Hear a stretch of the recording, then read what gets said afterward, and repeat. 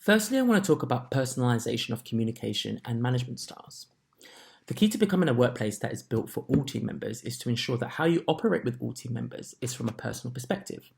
It's easy to have one way of doing things, whether that is how you communicate with colleagues, managing team members, how you deliver feedback, and much, much more.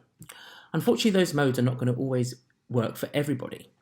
Each person has a different set of needs, and it is especially true for neurodivergent team members. As we saw, there are a number of potential challenges that neurodivergent people can face. So to combat those challenges, we should be asking questions of all team members, regardless of whether they have a neurodiversity or not, when we are working closely with them or managing them. We do this so that team members who do not want to disclose they have a neurodiversity, people who may be undiagnosed, and generally trying to make a workplace that is inclusive to all team members so they all can thrive. Some examples could be: what is your preferred work, learning, and communication style? Answers could potentially be written information over verbal and video. Somebody could say that they prefer really structured work weeks and clear goals.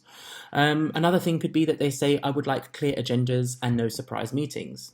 They could state that they are quite direct and to the point in their communication style, and please don't take offense to that. Or it could be that I tend to talk to think and can go on tangents, and I'm open to being told that I'm running off topic.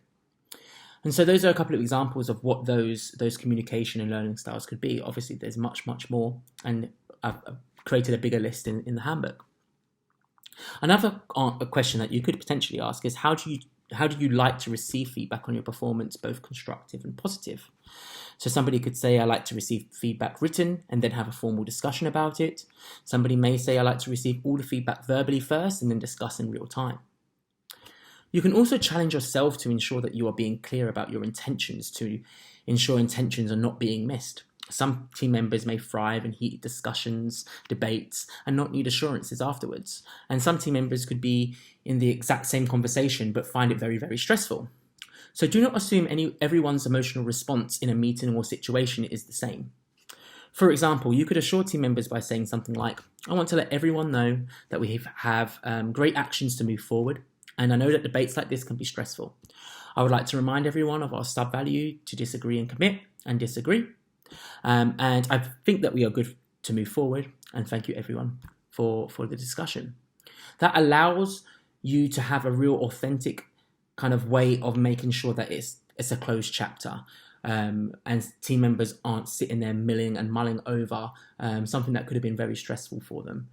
So I think it's really important that you start thinking about what it means to have an emotional response inside certain situations. Another thing that is important is servant leadership. It's very important when building an environment where neurodiversity can thrive, and it's described in the handbook as one of the important things in being a remote manager. It is also important when thinking about how to cultivate an inclusive environment.